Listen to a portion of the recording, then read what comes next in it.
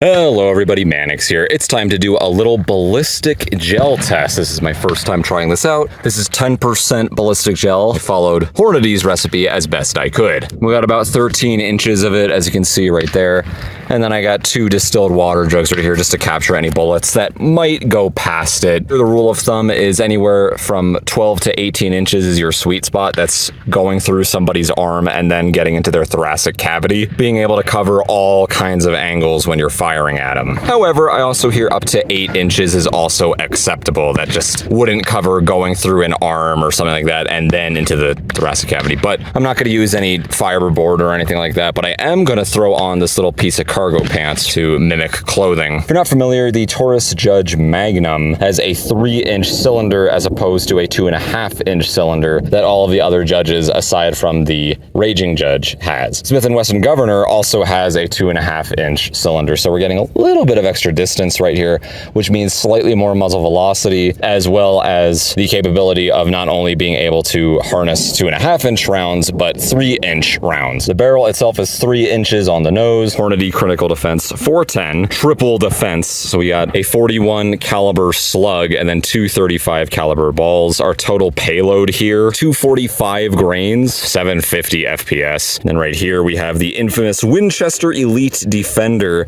the 3 defense discs and the 12 BBs, also rated at 750 velocity, same as that guy, 315 grains. So assuming each BB here is the same weight as any buckshot BB, that should mean they're approximately 8.8 grains each. That means the last 3 defense discs should be roughly 70 grains each, which would make complete sense because 70 grains is the standard weight for a triple-aught buckshot. So we're getting 3 70 grain plates right here and then a bunch of 8.8 grain BBs. And finally, the Remington Ultimate Defense buckshot. We have 4 triple-aught buckshot in here. It's another 2.5-inch shell, rated at 1225 FPS. It's not meant for handguns. It's a shotgun round, so we're going to get close to 750 FPS once again. Got the slug there and the 2 buckshot behind it.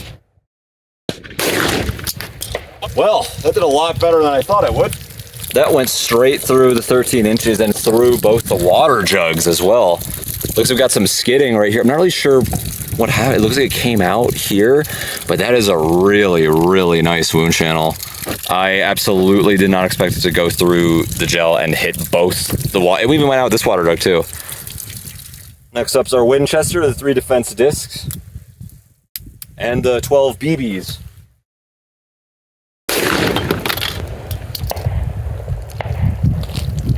So on the right, we have our Hornady Triple Defense, which made it all the way through the 13-inch block and then through both of the water jugs. Our Winchester, that's where our discs entered, and 2 of the BBs at least hit there.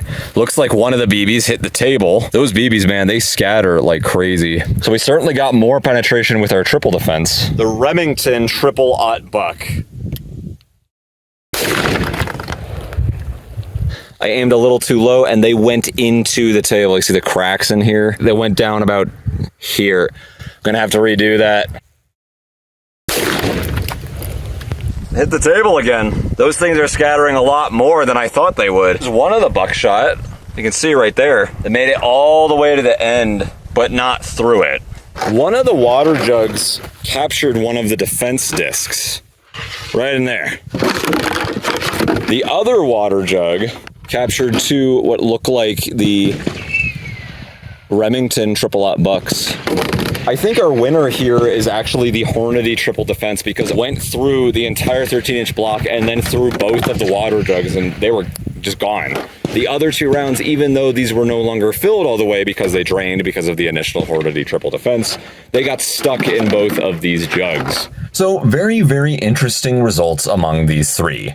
As you may have seen from the beginning of the video, there were a handful of other rounds I wanted to test out, but the gel deteriorated so much, and I did actually test them out on camera, but the projectiles went all over the place and the gel was almost useless as far as testing ballistics was concerned at that point. Ballistic gel deteriorates and becomes less usable the more you use it, the more you fire through it. These are the only 3 that managed to get what I think were realistic tests. I was not expecting these Hornady Critical Defense projectiles to make it straight through everything. All 13 inches of the ballistic gel and through both of the water jugs. That slug at the top right there penetrated through all of it. There was no trace of it left. No idea how much further it would have went, but as far as ballistic tests are concerned, that certainly passed the penetration tests. Now, did it over-penetrate? I'm not really sure. It's possible it may not have expanded all the way because I did not find the projectile. It could have been because perhaps I was firing out of a Taurus Judge Magnum, getting that extra velocity in there. I wonder if firing at the ballistic gel from a yard away with that extra velocity may cause it not to expand. That's how it penetrated that far. Not really sure, but as far as penetration is concerned, that did a lot better than I thought. Now, it's also possible in the first water jug where we had those projectiles rolling around in there, they either could have been two of these, or it could have been one of these and one of these, or both of these. I'm not actually really sure. But the projectiles behind the slug are almost the exact same thing as these. We have two 35 caliber balls, and then these are triple-aught buckshot. And triple-aught buckshot are 36 caliber at 70 grain. These, again, 35 caliber at 65 grain. Just barely smaller, just barely lighter, but very, very, very close. And they're both going at 750 FPS, so it's no surprise both of the balls in these two should have been expected to perform about the same. If anything, these are slightly better, but not by a whole lot. And we did capture that one at the very, very, very, very end of the ballistic gel, made it all the 13 inches of the way through and stopped right before the first water jug. And then again, we found two balls inside of that first water jug, which again could have been from this. That would not surprise me if they were, because again, we saw at least one of them stop right at the very end. So that's about what you should expect. It's like 13 to 14 inches of penetration from a Taurus Judge Magnum from 1 yard away. That should be about expected, I think. And the same rule should apply to the two balls behind the slug. Now, the slug makes sense. It went further than everything else because the weight is that much higher. We're dealing with a 41 caliber projectile rather than 35 or 36, which weighs 115 grains, so considerably heavier. But again, not sure where it went and not sure how it would expand in that situation. Maybe it expanded well, I don't know. Now, as for the Winchester Defender, we captured one of the discs in the second water jug. Do not know where the other two went. And then we captured a handful of BBs somewhere in the second half of the ballistic gel, somewhere around 8 inches or so. So as far as the penetration test is concerned, all three of these actually passed. They all made it past 12 inches as far as their main heavy projectiles go, not counting the BBs, but that's another story. Didn't really see any major expansion among any of these, although the discs, I did not expect any expansion. They're kind of like pre-expanded rounds,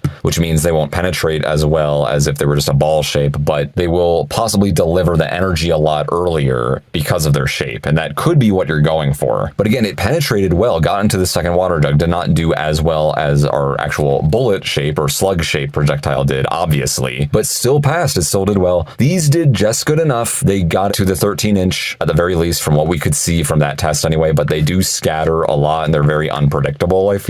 I did a video on the spread patterns before, but these I would not recommend unless just for anti-carjacking purposes, I suppose. They just spread so much. They probably get the job done if you manage to land at least two of the projectiles in your target, your attacker, but they spread a lot. They're very unpredictable. Honestly, I wouldn't bother with these things. They're meant for full-size shotguns. They're not meant for handguns, but if that's all you had, use them at your own risk. Now, as far as these are concerned, again, the balls performed just about as well as these did from what we could see. If anything, they're going to be slightly not as good, but almost exactly the same. But again, our slug penetrated very, very well. We just didn't see how well it expanded because it shot out of the second water jug. Now that with the other two projectiles all firing at once, so it creates a very large, gaping, messy wound. All three of these projectiles kind of work together from what we could see from the footage. So that is a plus. If you're firing these close range, you might get a very, very devastating wound. Since we were not able to recover the other two discs, all I can imagine is that they also were able to make it through the full 13 inches of the gel. So as far as this gel test, all of these actually passed. They all did pretty well as far as penetration from 1 yard away out of a Taurus Judge Magnum, getting that extra little bit of distance there for a handgun compared to the standard Taurus Judge as well as even the Smith & Wesson Governor. So no issues with penetration here, but when it comes to expansion, we didn't get a whole lot of information, unfortunately. We do know for a fact that these balls don't really expand that much, and then of course the discs don't either, but we were not able to see where the slug was. However, I fully trust all 3 of these rounds to be completely deadly. They absolutely will work for defense. That's what you get today. Thanks for watching. Were there any advantages and or disadvantages I missed with any of these? Would you actually pick the Remington Ultimate Defense? What's your reasoning? Or do you think these are all gimmicks and you shouldn't bother with any of them? Let me know in the comments down below. It's always interesting to read what you guys have to say, and I always learn something from you. Feel free to subscribe to that little bell notification if you do not want to miss weekly knife and gun videos. Mannix out.